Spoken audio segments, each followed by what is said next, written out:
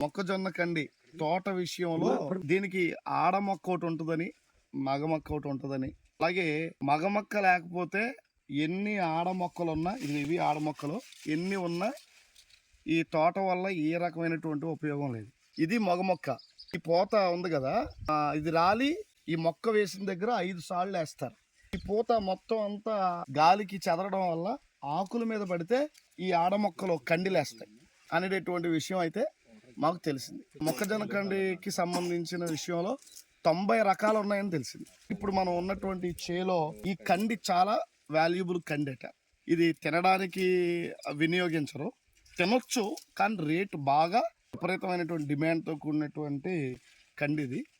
ఈ మగ మొక్క లేకుండా ఎన్ని ఆడ మొక్కలు ఉన్నా ఈ మొక్కజొన్న కండి తోటకి ప్రయోజనం లేదు.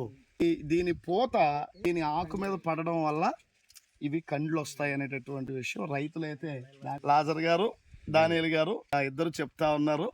కేవలం ఎడ్యుకేషన్ కోసం, దేవుని పిల్లలు తెలుసుకుంటారని.